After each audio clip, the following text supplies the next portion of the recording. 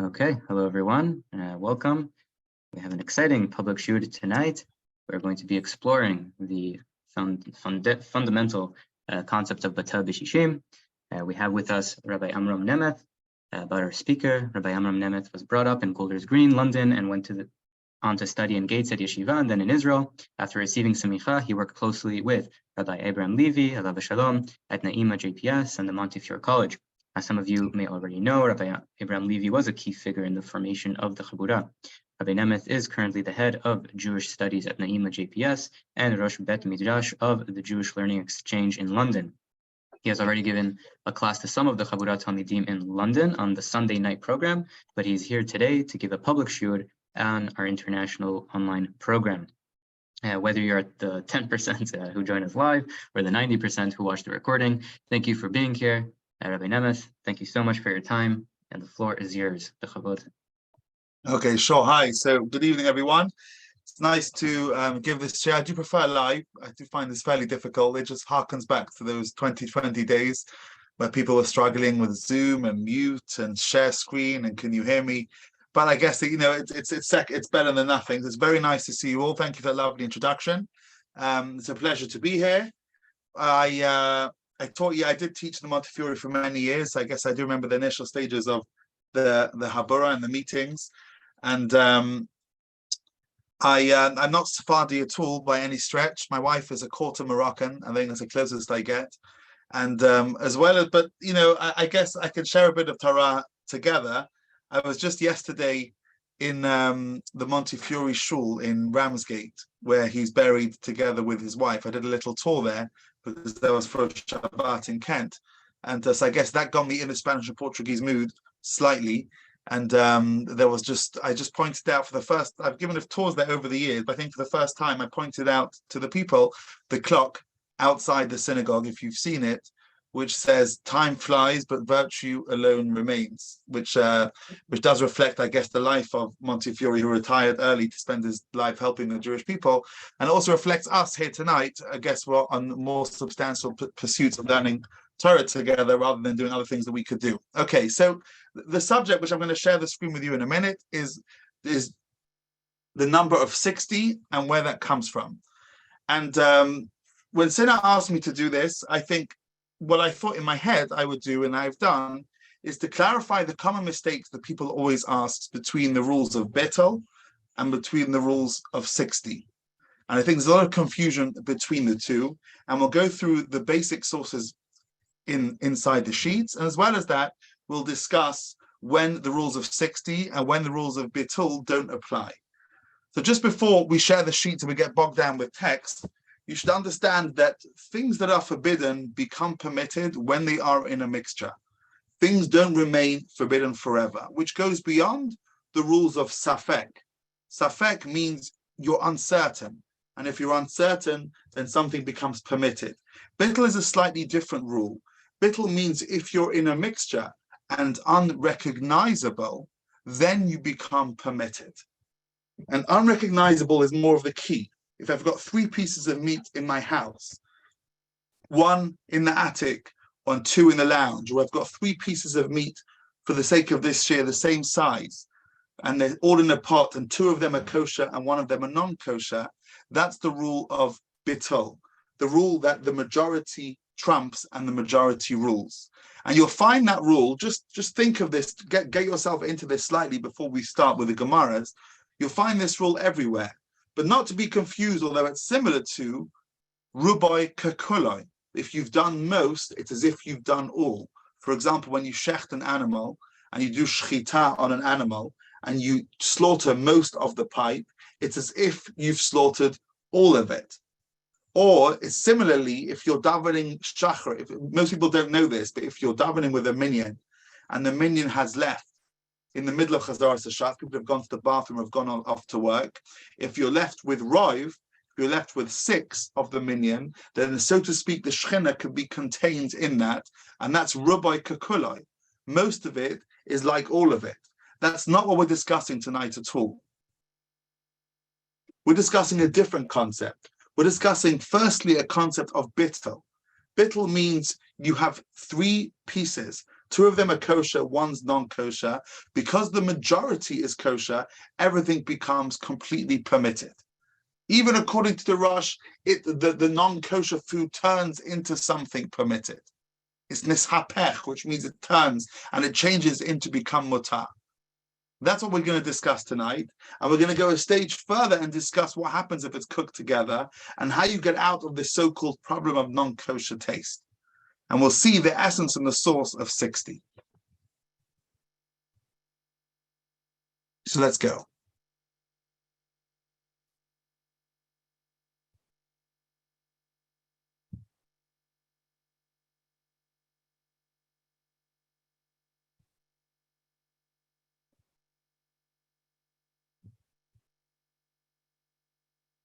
Okay.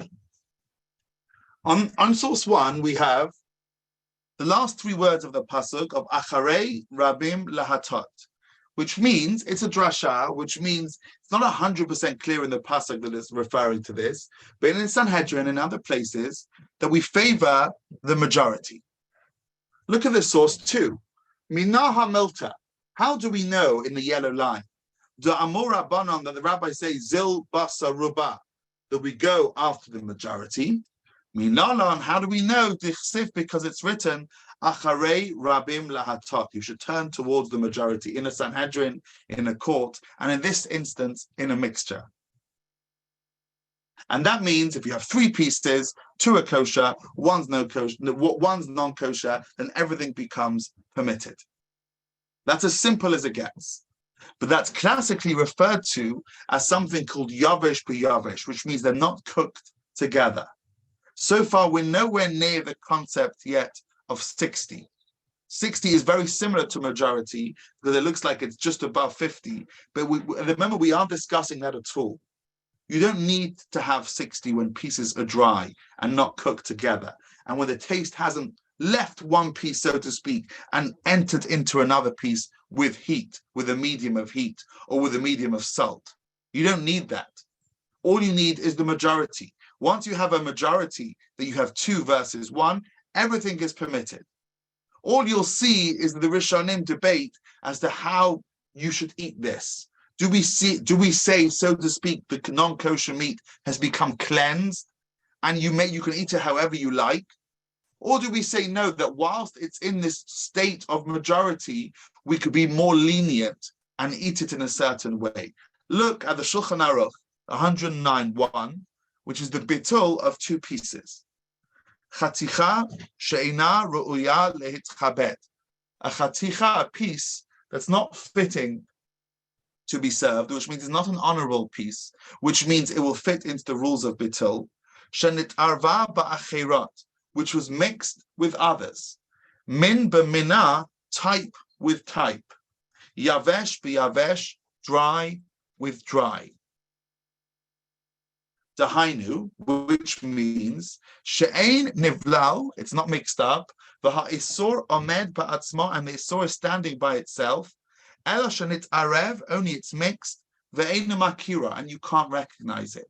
Because something unrecognizable is the key to bitul in the Torah.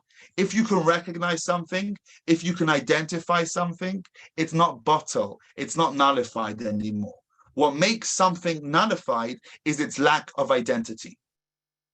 If you can taste non-kosher food, maybe you don't have a bitul anymore because now you can identify it. Think of it, it's such an obvious question.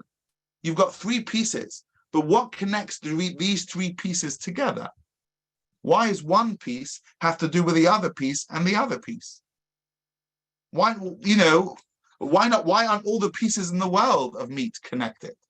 The answer is that you own a few of these pieces, and you know one of them is kosher, one's non-kosher, and you're uncertain as to which one is which. So you have a few pieces, you have a knowledge of roughly where they are, and also you can't identify within this mixture which one is kosher and which one is not kosher.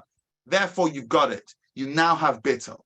But the key would be a few pieces that you own, but you can't identify the treif. A lack of identity amongst others creates a bitul. Let's read through that again before we get to Tam. Chaticha she'ein ruri litchabed. A chaticha that can become nullified. It's not an honorable piece because we discuss pieces that can never become nullified. Shenet arva ba'acherot, they're mixed into others. Min b'mina, type with type. Now, there's some people who say that when you've got type with type, it never becomes batel. Because Batel is some sort of force where the non-kosher or the kosher, if it's stronger, fights over the smaller minority, wins it over and changes it. We don't say that. We say type with type can become batel. Yavesh b'yavesh, you're not cooking it together.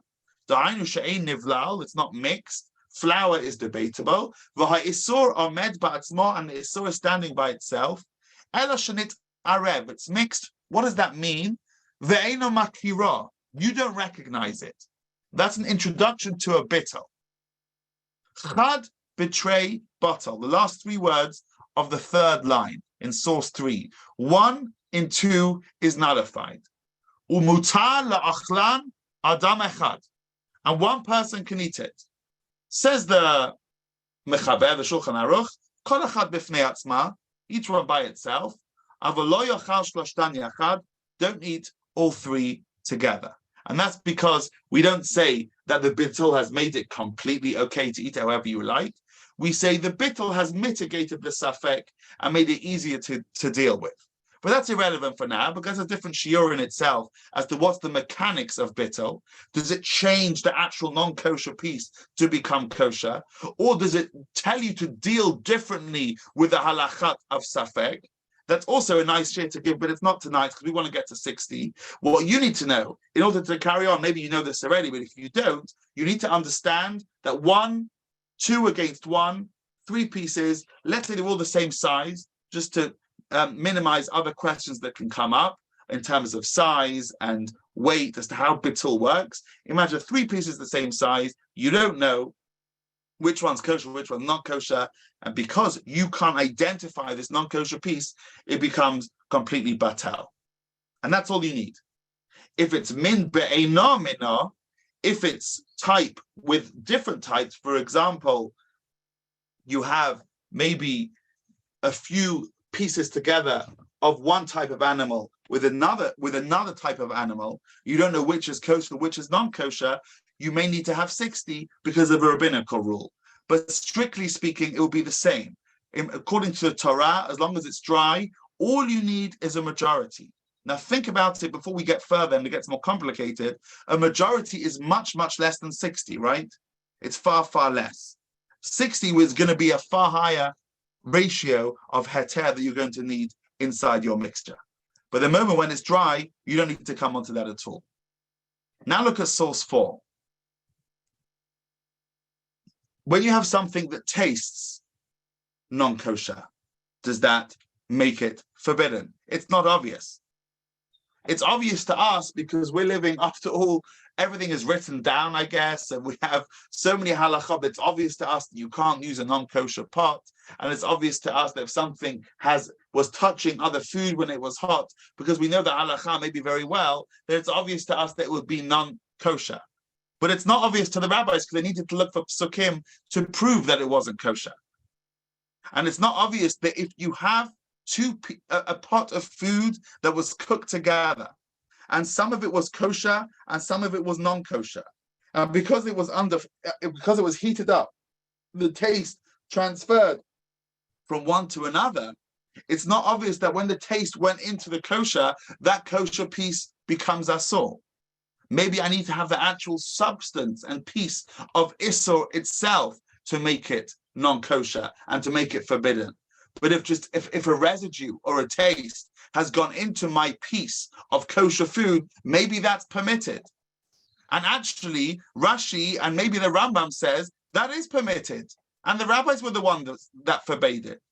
So get into the mindset of understanding that it's not obvious that if something has a taste of non-kosher food without it being the substance of non-kosher food, that it's forbidden. But the rabbi said it is. And they said that there's various sources and psukim in the Torah that can prove this, that it is forbidden. The first one is the pasuk talks about mishrat anavim, which means a bread soaked with wine. And the bread is forbidden even though it's soaked with wine, even though the wine is not necessarily here. It's the substance of wine, but it's not the wine itself. The wine has become secondary to another food. It's become secondary to the bread. The Gemara here brings another example. Litain tam ke'ikar. How would we know about tam ke'ikar? Shem shara anavim b'mayim. If you soak grapes in water, v'yesh behem tam yain, they have a taste of wine, chayev, you're obligated.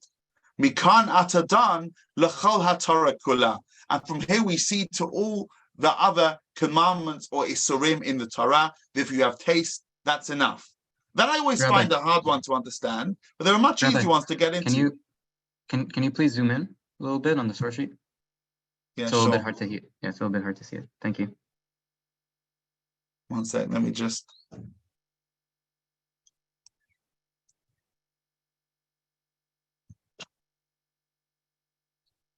I'm not sure how to do it. Maybe I'll just make this bigger on here.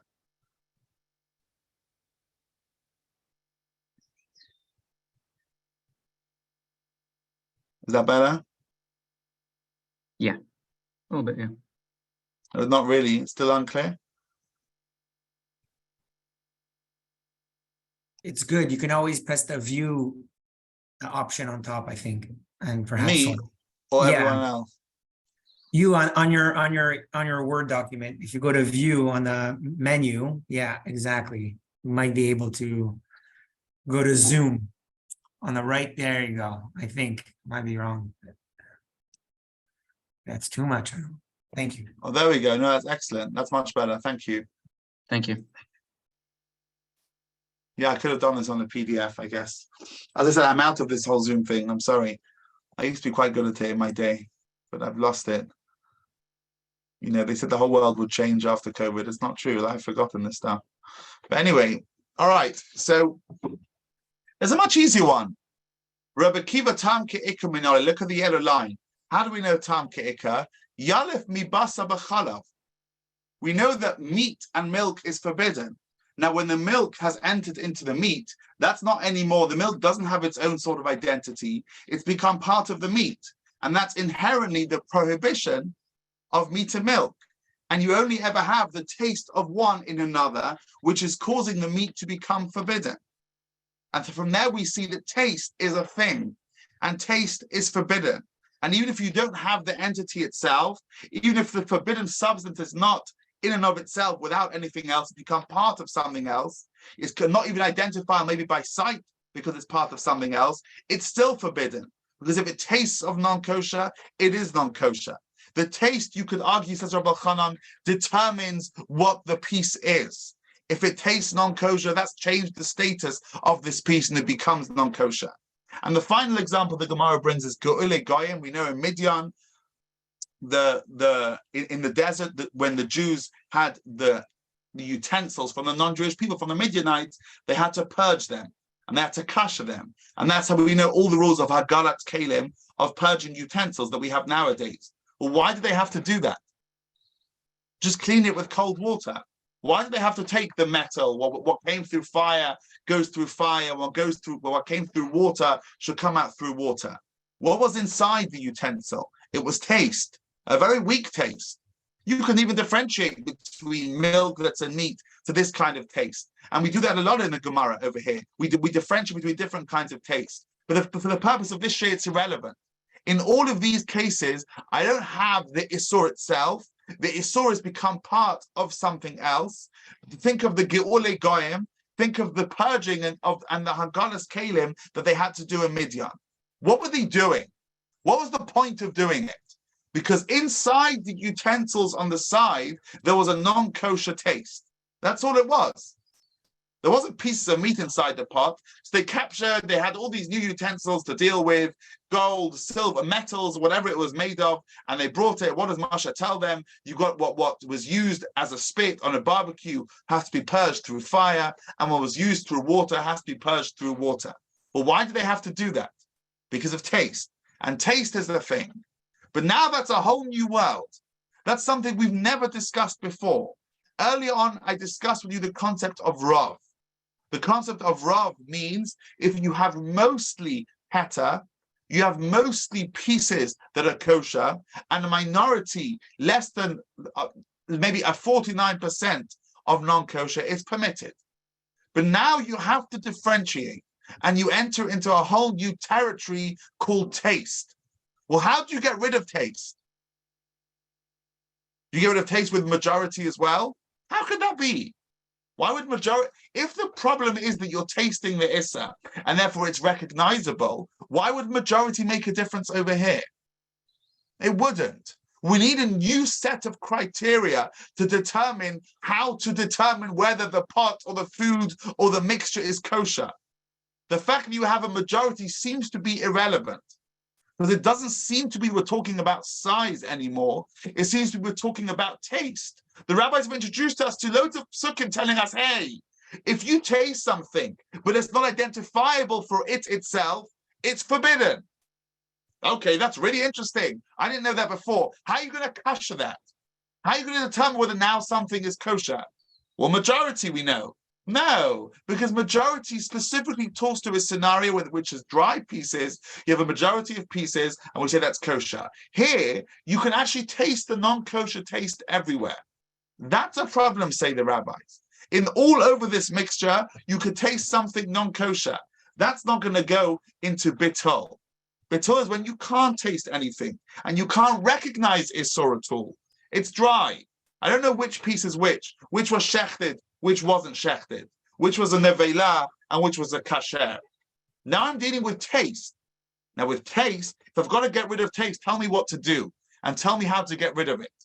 And don't tell me that Batel works, because Batel works when there's no taste.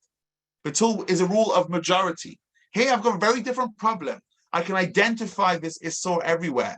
So my Batel, so to speak, says the Rashba, and say many others, has been ruined. Because I introduced the shir by saying Batel is usually a lack of identity. Here the Issa is identified everywhere. You can't say it's Batel. All these, I mean, if you disagree with anything that I'm saying, each of these points is hotly debated, yes or no. But for the purposes of the hour that we have, and to get to a point of a halacha, I'm going to take one view of the Rishonim generally. So we started off by saying there's dry pieces. Dry pieces, we said in source 3, all you need is a majority. It's 51%. 51%, then you're fine. Then we introduced a new concept called taste. In a mixture, if you have taste, the whole mixture is forbidden. And now the rabbis look for a new way to kosher taste, or to determine when a mixture will still be kosher if it tastes non-kosher. And that's when we enter into the rules of 60.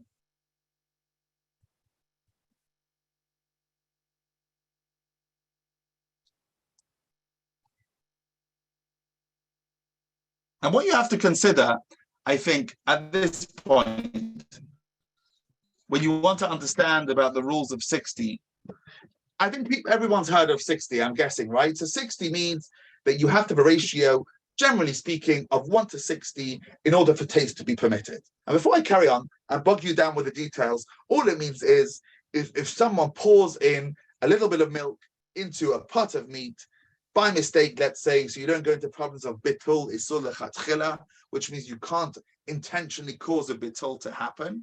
But if you take a little bit of milk and put it inside meat, you're okay. Why? Because usually you've got a big pot of soup or of chamim or of chalad, you have a tiny bit of milk.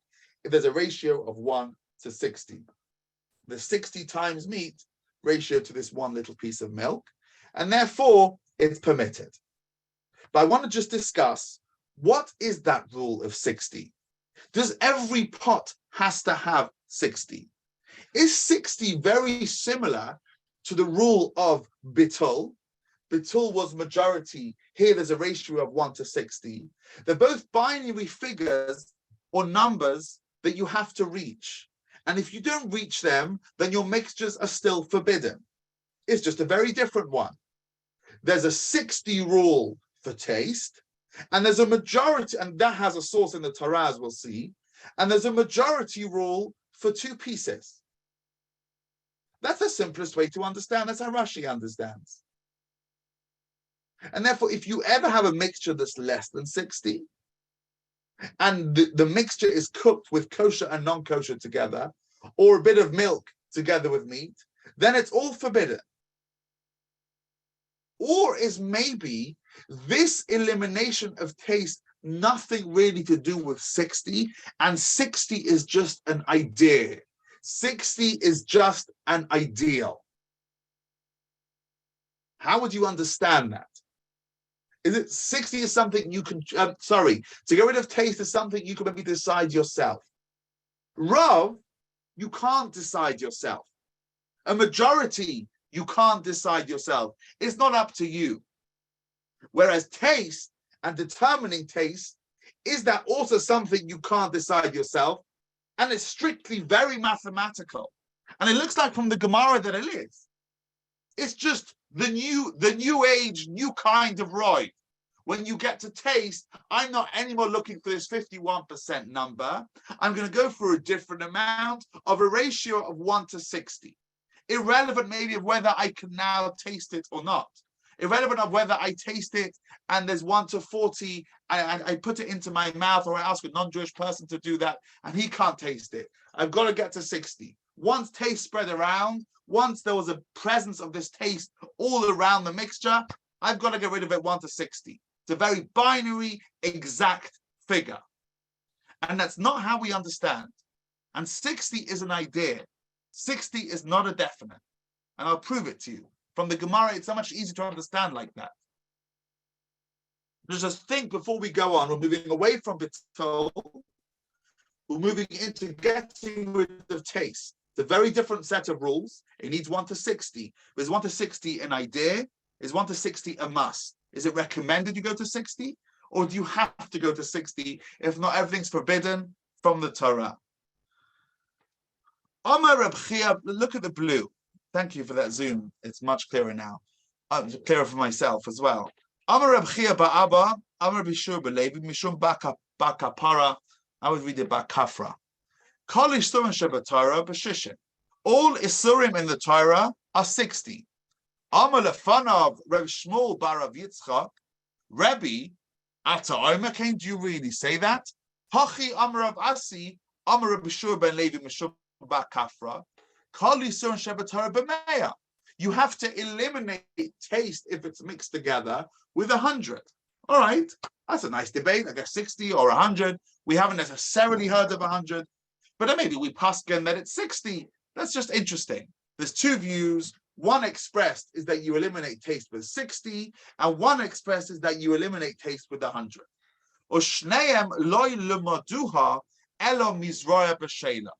They both take their ideas and their learning from the halachas of Zroya B'Sheila. The chsiv, because it's written, V'lo kohen es Zroya B'Sheila.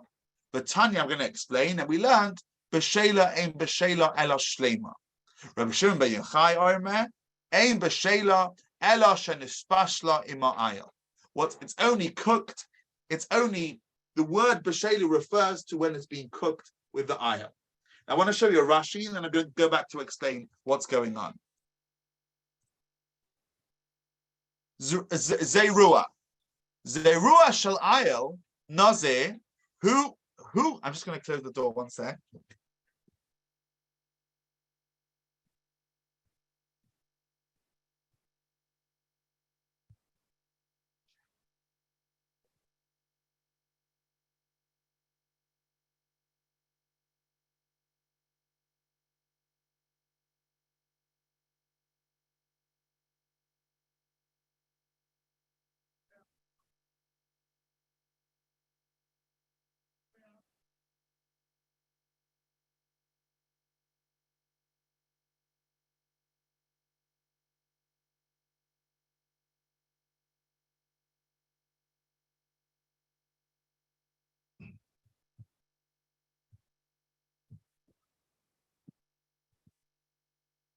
Sorry. I guess my shalom bias comes first because my wife is also teaching aerobics class downstairs, and I'm here giving a share. So I could have been very firm and said Torah comes first, and I guess I was in the end, but at least I went to sort it out a bit. Okay, so Amar Asi, Amar B'Shur B'Lev B'Shur B'Kafra, Korisun Shabbatar B'Meya, Oshlein Lo Yemdua Elam Izra B'Sheila, Dechsiv, B'Lokach HaKohen Es Ezra B'Sheila. What's going on? Look at Rashi over here, where my cursor is. Zeruach shel ayil, it's referring to the ram of a nazir. Hu hamor mimenu umanifim moisai. It was waved around. V'nitan lakoyen, and this arm of this animal was given to the kohen to eat.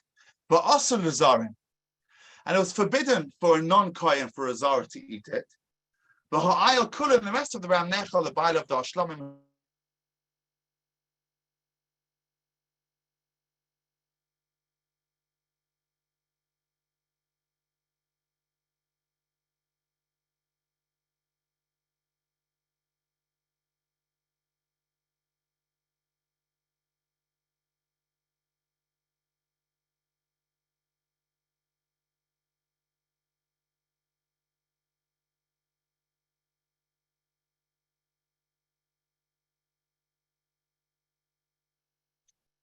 I think the rabbi froze, so let me text him.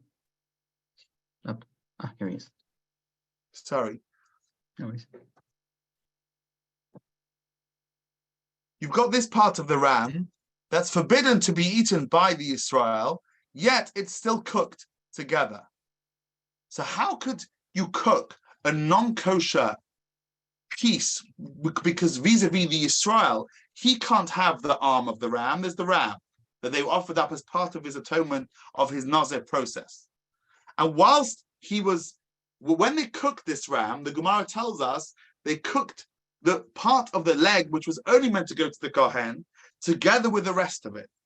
And the rabbis get very excited because 1 second, you can't, surely the taste of the part that's forbidden, which is akin to non-kosher food vis-a-vis this Yisrael, this Nazir, is going to be cooked with the rest of the animal. And the taste of that forearm, or the taste of that part of the Nazir, which should only go to the Kohen, is going to go straight into the rest of the animal. So how could that be? There's taste, and taste is forbidden. You can't have taste go from one to the other. This part of the animal can only go to the Kohen. The Zar, or the non-Kohen, is not allowed to eat it. Ein b'sheila ela shlema, shenispashla in ma'ayil, means it was all cooked together. So then the rabbi said, if you look at the ratio, I'm going to go to the Gemara that says that, man da'ama beshishim, one who says shishim, sova brasa va'atzomos bahada basa va'atzomos mesharinan. He says if you look at the amount there's usually of meat and bones in this part of the animal, with the ratio to the rest of the animal, havala beshishim, that's 60. Man da'ama b'meya, the one who says there's 100, savar, he holds, basa bahadi basa, we ignore the bones because it's not clear whether either they can take in taste or they can give out a bad taste. Mesharina, we work it out. But Havale Me'an, he gets to 100. And what you see from the Gemara is they looked at this as the prototype, and they saw that there was part of the aisle that was forbidden, yet the Israel was still allowed to cook that together with the rest of his animal, of the animal that he was allowed to eat. What about the taste? Says the Gemara, if you're a 60 man, work it out. It's obvious. Look at the amount of meat and bones that are in the part that's forbidden, vis-a-vis the amount of meat and bones that are in the part that's permitted, and you have 60. I'm not going to be exact, obviously, right? But it's a figure that obviously they normally got, and it was 60. And therefore, we see the figure of 60. Now, you can ask, this is Eimavar Isor Lechatchila. They wouldn't be allowed to do Batel on the Isor intentionally, and that's discussed later on in the Gemara. But what we're interested in to carry on our quest to understand the source and the ramifications of 60 is this is the first time we see in the Gemara where the figure of 60 comes from. I know where we started off by saying Acharei Rabim Lahatot, go in the favor of Rav, the majority, and that applies to Sanhedrin, that applies over here to kosher food, that applies to zvachim, to animals that were mixed up one in the other. Majority, and majority is not a number. Majority is an idea, and that can apply. 2 pieces of meat, one is to 2 kosher, 1 non-kosher. I get majority. 60 is an arbitrary number. Why would you choose 60? And now don't worry, because we have a story of the ayil of the nazir, the ram of the nazir that was forbidden, and they took what was forbidden to the non-kohen and cooked it with what was permitted. You can't cook kosher kosher with inverted commas with non-kosher, now you can. Because if you work it out, says the rabbis, either 100 or 60, let's stick with the 61, there's 60 times meat and bones in the part that's permitted against the meat and bones that are against the meat and bones that are forbidden, and therefore that's where we get the number of 60. Now, many of you may be thinking, well, that's very strange, because first of all, why in the previous Gemara, when we discussed sources for taste, didn't we bring this source? This is a pretty good one. And also, second of all, this is type with type. It's not really the taste that we're used to talking about. It's min b'minah. It's type with type. And it's not type without a type. Sorry, with a different type. And also, where is it really tell us in this pasuk that we should go after 60? Maybe over here it was 60. Maybe even less would be okay. Maybe you need 1 in 20. Just happens to be over here you had 60. And it's strange to presume that 60 was a binary figure that you needed. And most Rishonim say you're right. And 60 is an idea. 60 was something they understood. 60 was a safety net. 60 was most foods. If you have 60 to 1 against them and they were cooked together, the taste will be eliminated. Not that you must get to 60. Don't forget, you must get to Roiv. If you don't get to Roiv, it's completely treif. You're eating completely treif. 60 is a very radically different idea. 60, says Tosfos, let's go through it. Lav drasha gemorahi. It's not a complete regular drasha that we know that teaches us Torah rules. Lemelech minei, to learn from here. Le'inyamim b'she'ena mino, to learn type without type. The tam ke'ika deraisa, and it will also be a source that tam ke'ika, the taste is like its main, is from the Torah. Ta'halcha min b'minahu. This min b'minai. The deraisa beruba butler. Type with type, you don't have to worry about taste. You can't taste anything. You just have to worry about the fact you've got kosher with non-kosher. It's batel barav. Ela beshishim umeya, 60 or 100, kabbalah haisav b'yada. It was a tradition. Va'asmachuha. It's an asmachta. They hanged it. They put it on. They associated it with. Whatever you understand, I'm sure this Chabura has discussed the concept of asmachta before. But asmachta means there's deeper, more spiritual understanding of asmachta, that this was Hashem's intent when he wrote the Torah and he was waiting for the rabbis to reveal it. Then there's more rational understanding of asmachta. The rabbis wanted to put their understanding of the mitzvahs onto some psukim in the Torah. There's a ritzvah in Megillah or in Rosh Hashanah that discusses, I think, these views. Va'asmachua ahaykra. And they put it in, they rested it on this pasuk. It's not a real drasha. And that changes the course of the next part of the share. Roiv, majority I need. 60, unless you're a Rashi student, you don't actually need. Rashi seems to say you need to have 60. And even if you taste, there's a ratio of 1 to 30. And you have a bit of bacon that fell into your kosher meat, and you taste it tastes nothing. You can only taste the kosher meat, or it fell into your potatoes, you don't know where it is. You can only taste the potatoes and no meat. If there's not 60 there, there's a presence of tam everywhere. You've got to get rid of it. That's Rashi. The Shulchan Aruch, the Rambam, Tosfos, most Rishonim don't understand 60 in that way. They say 60 was an ideal. 60 was a safety net. 60 was, the rabbis understood that if you're worried about taste and you think one's fallen into the other, you're going to have taste of non-kosher food, get to 1 to 60, kabasa v'kafla, as we say earlier, and you'll be okay. If you still taste it after that, you've got a problem. But you're safe to eat it at that point. So non-kosher taste food falls into your food right before Shabbos, or milk falls into meat, or a splatter of milk. It's coming up to Shavuos, and don't forget, you're allowed to use your stove for both meat and milk. It's completely mutter, right? There are some people who are machmir not to, but generally speaking, it's completely mutter because there's fire and taste being burnt away the whole time. Induction stoves are slightly more complicated because they're flat and things can sort of spill from one over onto the other. They don't get boiling hot. But a regular gas stove, let's talk about, you're cooking both on, but then you're frying your cheese blintzes together with making your pickled brisket. And a splatter will go from one onto the other. So what are you going to do? It's all treif. Okay, there's not even 1 to 60. There's not so much brisket juice. It fell into the juice. And quite a few splatters came in. So how are you going to permit it? So most people will just be scared and chuck it out if you're careful for meat and milk. Because even if we listen to the shir now, we're not going to remember it at the right time. And you're not going to have time to start remembering it unless you're like an expert. People, if you're scared, if you're not such a Yirach Shamayim, maybe you'll just eat it and hope for the best and say, listen, there's Yom Kippur coming. And if you are a bit more, then maybe you'll be careful. But it's unlikely you'll remember exactly what to do. But really, what happens if you just taste it? Or if you ask a non-Jewish person who's allowed to have meat and milk to taste it? But there's clearly a rate less than the ratio of 1 to 60. Then what would you do? I would say it's okay if he says it doesn't taste of meat or milk in this meat anymore. But let's move on. Look at the Rambam. By the way, surely the other way around would then be a problem. So if it's more than 1, if it's 1 in 60, but you can still taste it, surely you yeah, that's true. I can't see who it is. I'm sorry. Whoever it is, doesn't make a difference. Yeah, you're right. If it's the other, if you could taste it, it may be only forbidden midrabanan, according to the Shach and the end of Simon Tzadik Ches, but it's definitely forbidden. Because the simplest way to understand that is because the taste is an identification of the Isor, and therefore the Batel is ruined. So yeah, that's 100% correct. Davar Asor Shenit Arev B'Davar Mutar. Look at the Rambam.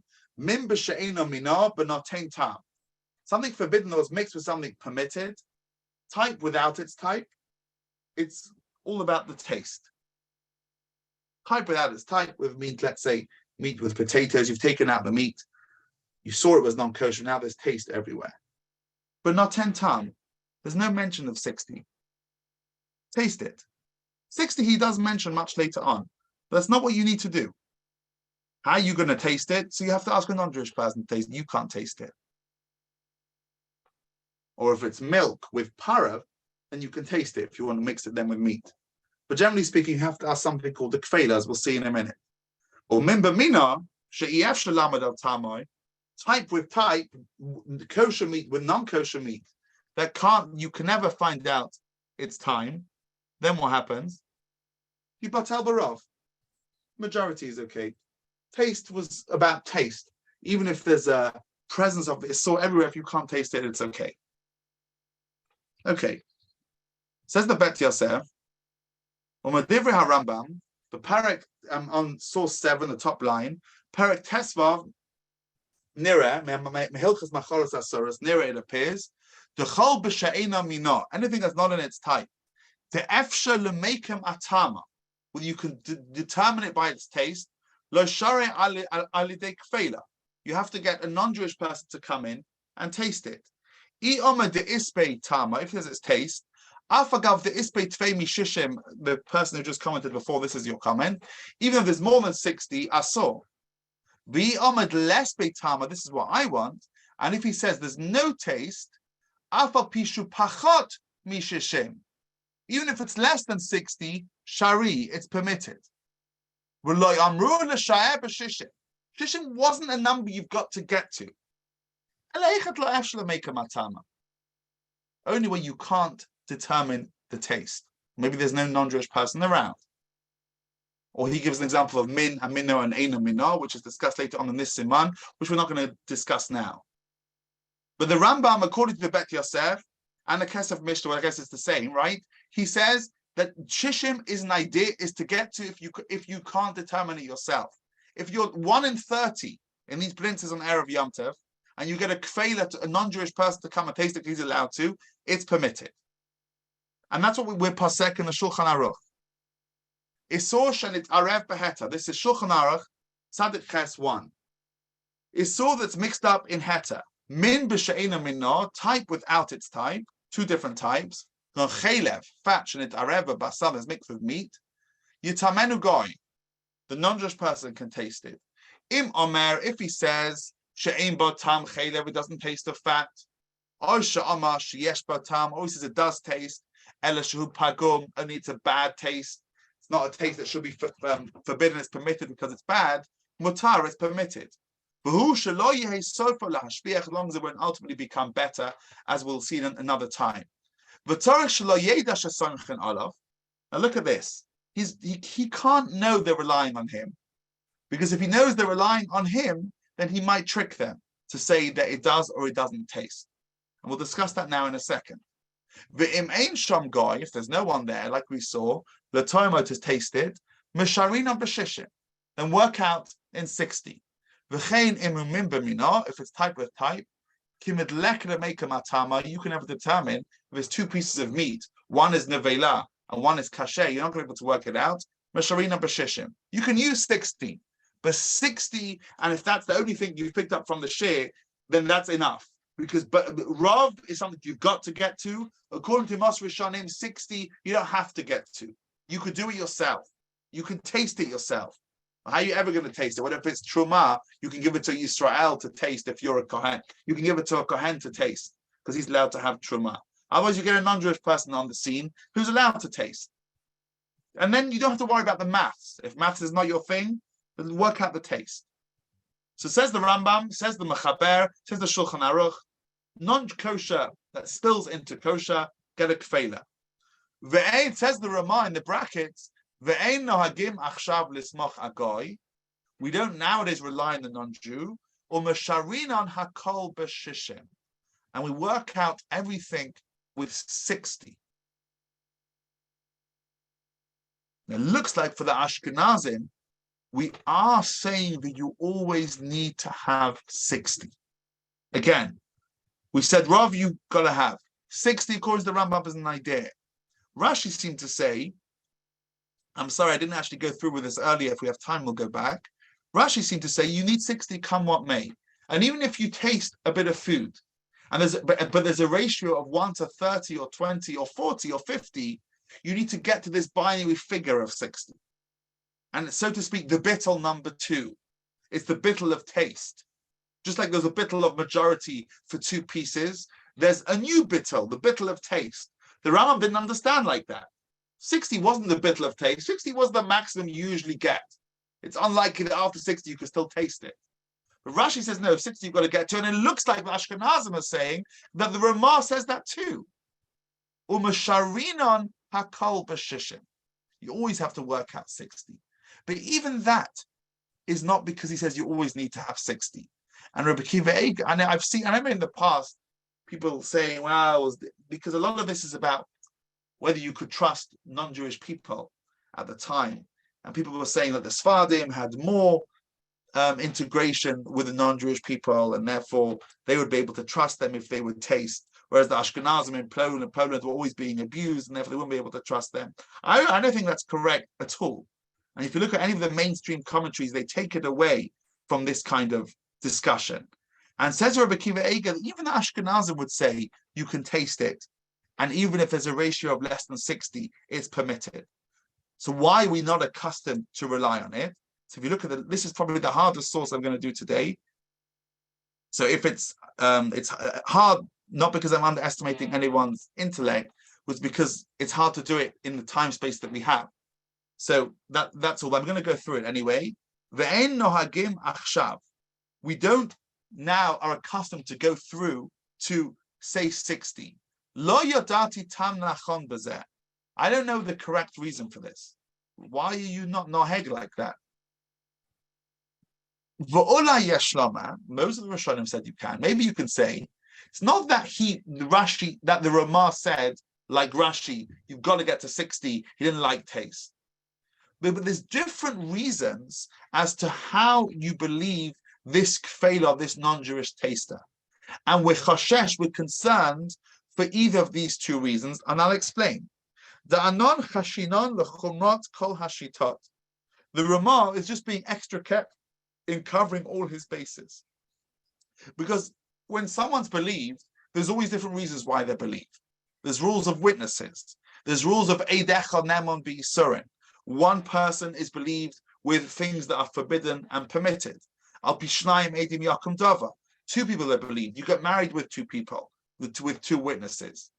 There's loads of different reasons why you believe certain people. And here we're going to be introduced to 2 types of beliefs. One's called Mesiach Lefi Tumah, and one's called Mirtus. I'm going to start with the latter because that's used across the kashrus world. How does a mashgiach work? Why does, if the mashgiach goes into a restaurant in the morning and he comes back a few hours later, that may not be the best hachsha. I guess it'll be better if someone's there the whole time when the people, you're more likely to be assured that there's not going to be any non-kosher food being put in the food, but it still works. And the reason it works is because of mirtas. Is because the people dealing with the food are concerned that this mashgiach will come back. Here we use mirtas in a different way. We say if there's something called a kfela, a taster, then this taster doesn't want to ruin his job by saying the wrong taste. So it seemed to be that when you invite this non-Jewish person into the kitchen to say, come and taste my meat, does it have some cheese blinks in it or not? If it doesn't have the taste in, I'm okay. 60, nah, it's fine. That was just like the maximum. But I'm okay if you taste it. I'm not going to go into the maths. But it seemed to me they wouldn't, according to most Rishonim anyway, just believe this kfeidah just like that. I've got to have a way that I know that you're saying the truth. And if I don't have a way of knowing you're saying the truth, I'm not actually going to believe your testimony, and I'll throw the food away. Now, there's two we discussed, but interestingly, says Rabbi Akiva Eiger, both need different sets of criteria, and they're mutually exclusive, which means both these reasons to believe can't actually work simultaneously. And because they can't work simultaneously, it's either or, let's just go to 60. Let me explain, that's hard. Let me explain to you what I mean. One is meritus. Meritus means that you invite this kfela into your kitchen, and he's a professional taster. And he knows that you're relying on him for the taste. He knows not to lie. And he's meritus. He's scared to lie. We like it when there's a bit of scare. Because when there's a bit of scare, we know there's trust. Because people don't want to lose their jobs. Just like the people in the kitchen don't want to lose their jobs, therefore they're careful even when the mashgiach's not there. So too, as well as that, this kfela, this professional taster, who hangs around the Jewish neighborhoods because everyone always gets on Erev Shavuos the milk mixed up with the meat. He doesn't want to lose his job. He's the classic kashrut guy, right? So you have the Shabbos guy in some neighborhoods. This fella, I guess, is the kashrut one. And he comes to people's houses to determine and to taste. He doesn't want to lose this job. It's well paid. It's a cozy living. It's very well, the Jews need to have their meat afterwards. So he's never going to lie. Because he knows if he says that there's no non-kosher taste in here, and you give it then to your wife or your husband, and there is, they'll be so annoyed, he'll get a bad name, he'll never be called back. That creates a belief. And that creates, in Hebrew we say, a ne'emanus. That's one. There's another belief which we discuss in the Gemara, which is Mesiach Lefi Tumah, which means because we're worried maybe he's going to take the mick, we are worried that he won't really care about your kashrus. Therefore, we don't allow him, we don't say, excuse me, can you please tell me the taste of this food? We say, why didn't you come for a party with us to partake in this meal? And then by the by, he might reveal what he feels it tastes of. Now, those two can't work together. Because if you ask the person clearly, and you say, can you tell me what the taste is? That's not Mesiach Lefi Tumah anymore. And if you don't tell him and you are Mesiach Lefi Tumah, then he's not scared because he doesn't know that you're relying on him. And therefore, because we're not sure which one of those reasons it is, we go to Shish and we go to 60. That's the 9 is an independent piece of information, just because it always bothered me that people misunderstood this machlokas and they said it was more of a cultural thing. If it's too hard, then I apologize, again, just because of the time space that we have. I'm going to go over it inside. If not, please look at it later, because it's a beautiful piece of Torah. Ve'ein nohagim achshav. Says the Ramah, we don't do 60. I've got how many minutes left? About 5? Is that fair? Yeah, okay. Lo yodati tam nachon b'zeh. I don't know the correct reason. What are you telling me to get to 60 because I need a binary figure? No. V'ola yashlo. Maybe you could say da'anon chashina, we're scared l'chumot kol hashitot, for every way to believe this non-Jew. What does that mean? V'hainu. I'll explain, says Rabbi Kiva Eiger. Techashinon. Why do we believe? Dilma kfela, when the Gemara said you asked the kfela, hainu zu misiach lefi tumai. He says it by the by. Or kfela mitzat bekias, and we trust his knowledge in the food. But the reason why you believe him is because he said it by the by. V'im kain, and if so, v'lo misiach lefi tumai, if he doesn't say it by the by and you ask him, leka hatera, those rabbis will say it's not permitted. I don't like the scare one. I want him to say it by the by, if not he's going to trick you. Over Mesiach Lefitumah, if he says a Mesiach Lefitumah by the by, Gamken Ein Matim, they don't permit it. We're scared. The belief is not based on by the by. Ella Be'edus Isha. We only use that when someone's an aguna and their husband's out of town, and someone says by the by that I saw him die. V'ahetet to kfela, and the permission of this taster, mitam lo mara umnasa, does want to ruin his job. Or be'ino dafka, we need specifically that he knows what's happening, and therefore he's challenged.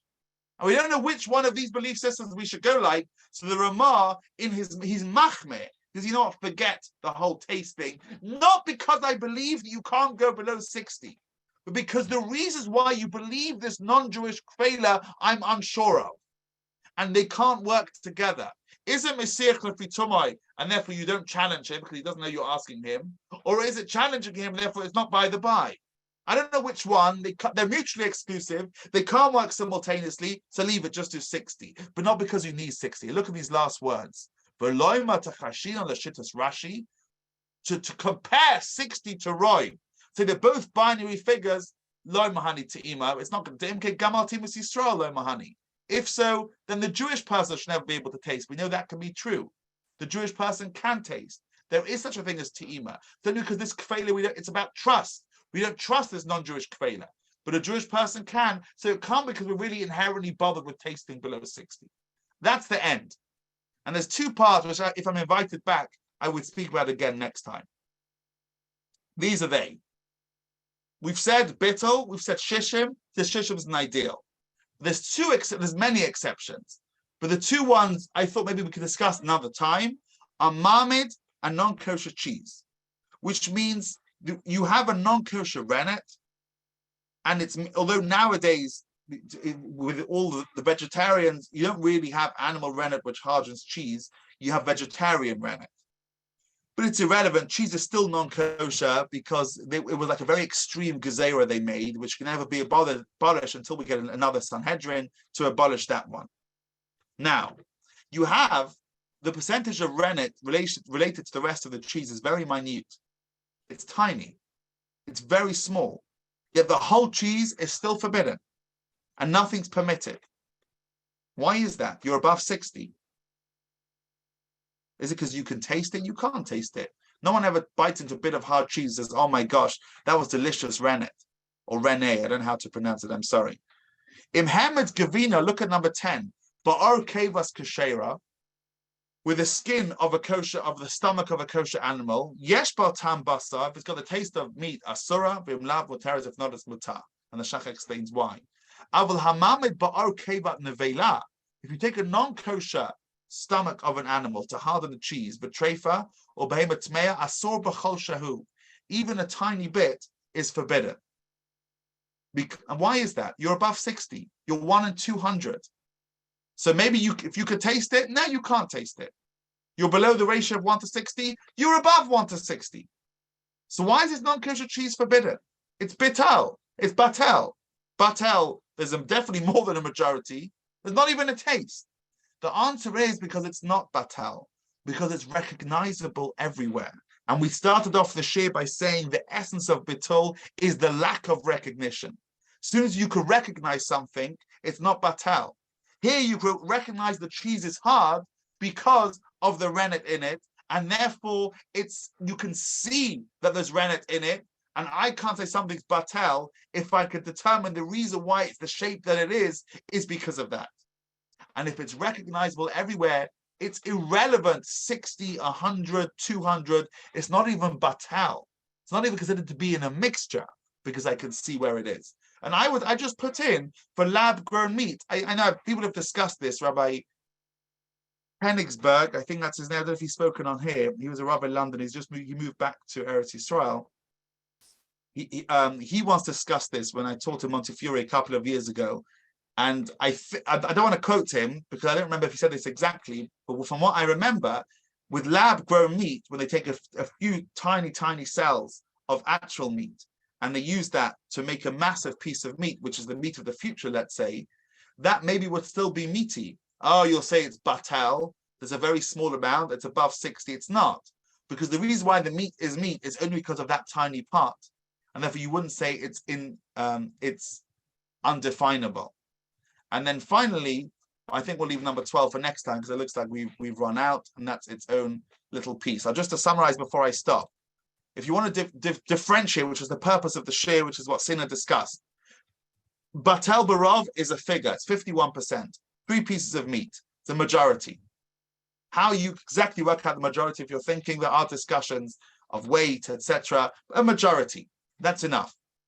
As soon as you cook something together in its taste, and we see taste as a thing from the Gemarot of Basar B'Chalav, we move on to very, very different kinds of discussions. There's a number of 60 given. Rashi says that's just like majority. It's just a higher level. Most Rishonim say, no, that was an idea. And if you don't actually get to 60, you're okay, as long as you could taste that it's not there.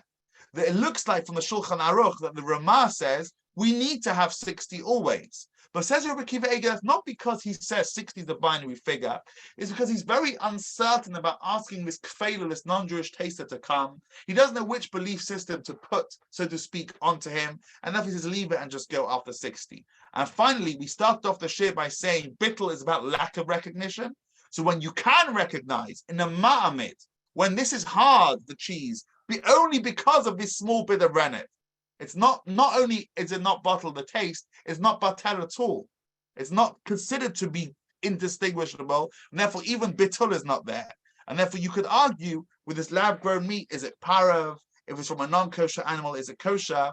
It would never be batel because you can see it maybe everywhere within a piece of meat. Been a pleasure learning with you tonight. I hope I've been clear enough. Next time, please God, in Yerushalayim, we'll see you in person. Shkoyach, Kol Tov. Good night, everyone. Thank you so much, Raham. If anyone has any questions or comments, they can unmute, raise their hand, or they can write in the chat box. We have a question in the chat box from JH. He says, isn't the rennet non-batel beshishim because it is the determinant factor, whereas gelatin is not the determinant factor in, for example, candy, and therefore batel beshishim stands? Well, gelatin, according to Svar, could be mutter completely, as far as I remember. Anyway, but gelatin, yeah, that could be. To be honest, I don't remember the discussion of gelatin. I know gelatin and Dover Hamamad are related. But if it's not Dover Hamamad, you have another problem sometimes with some Kashrut authorities of bittul isur lechatchila. You can't create a bittul. And therefore, for example, you wouldn't be able to put gelatin into your own food. But otherwise, you're right, I would say, if it's not the determining factor, you definitely it would be allowed. And if the non-Jew didn't make the food specially for you, that could be a reason to permit. Gelatin is like, in the last century, they always argued about that. I guess we have different problems in Klal Yisrael nowadays. And when I was young, it was always gelatin yes, gelatin not. I guess it's become slightly worse. But yeah, Chacham Vadia holds gelatin panu chadashot, right? Similar to, that's why we were saying before, whoever put that. And therefore, although Ashkenazim are generally more careful, Sfardim are more easygoing, and there are certain examples for that. Thank you, Chacham, for a wonderful class. Well, it's nice to be called Chacham, because I'm feeling validated with that. I'm usually Hakam, but either way, all right. There's any another question other questions? JH asked another question. What are the Chacham's thoughts about the Pitchet Teshuvah, about those who don't accept 1/60th being equated to heresy?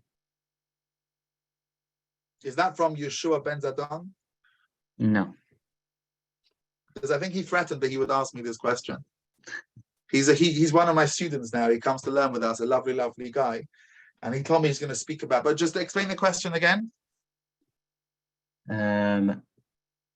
All I see is in the chat box, if JH wants to ask it and elaborate, simply, what are your thoughts about the Pitchet Teshuvah, who says those who don't accept 1/60th is as if they're heretical?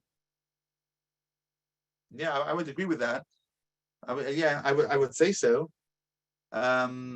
Yeah, I don't remember that Pitzchei Tshuva. I'm trying to remember the actual argument. It's not just an argument about taste, it's an argument about Bitul Barav as well. So Bitul Barav, it depends on whether you say the concept of Nithapech, that the food was actually changed to become mutar. We discussed in the beginning of the shit, it hasn't necessarily changed to become mutar. That Pitzchei Tshuva, I don't remember, so I'm not going to comment on it. Mm-hmm. Unless it's not recorded and I could just make up anything, I guess. But if it is recorded, then you know. Eric? I'm good. No, okay, sorry. It's interesting going, a little bit out of halakha and into the, a little bit more philosophical, but the fact that halakha does allow for bitul sort of undermines this idea of like the tam of kashrut as being like a poison. The people who view it as mamash, like, oh, it's dangerous and it's a poison.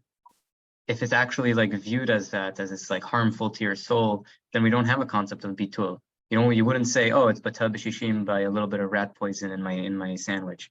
So this idea, halakha is concerned almost of like the human experience of eating it more than what's actually literally there.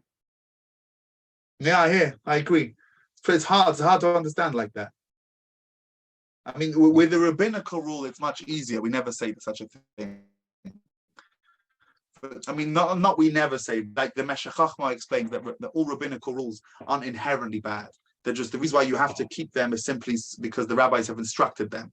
It comes from Lo Tasor, not so much from, and Hashem wanted the Jewish people to be united in the way they kept the mitzvah. Whereas if it's a Torah rule that's inherently bad, if it's actually, what do you mean by poison though? Could you clarify a bit more? Sure. I think like people have this sort of feeling that, oh, if it's a sur, it's harmful to your soul, to your body, it's mitamtenet halev, so you should try to stay away as much as possible from it, and if we can be machmir on it, then the better, because, and a lot of times they do equate it to like, oh, it's not kosher food is poisonous. Yeah, I don't quite know this. I know the Ramban who explains kashrut, that but I don't know exactly what you mean, but even them, it could be those people would also agree if it's 1 in 200, then you would have say it's not so recognizable anymore. Maybe bitul just gives you a majority. The majority is enough to have this semi-poisonous state. But I agree with you inherently. It's hard. It's a hard one to understand. But I remember learning this once. I just can't remember the two sides of it to comment offhand. I'm sorry. Even this, I don't know why I agreed to teach this, because I've learned this years ago, and a lot of it was from memory. I just hope it was so I don't remember exactly the two sides of that argument. Mm-hmm. Okay. So I think we'll call it a night. Tov, everyone. Nice to see you. Thank you so much for coming. Thank you so much for coming. No problem. We'll have you more times. And everyone stay tuned for Wednesday. We're going to have Rabbi Simi Lerner and Rav Hirsch in conversation with Rambam. Very exciting. So that will be more philosophical. If halakha got to you tonight, then Simi Lerner will definitely take you, I guess, the other way. We cover everything here. I'm just to say he's great. He used to work for us in London. All right, Kol Tov. See you guys. Bye.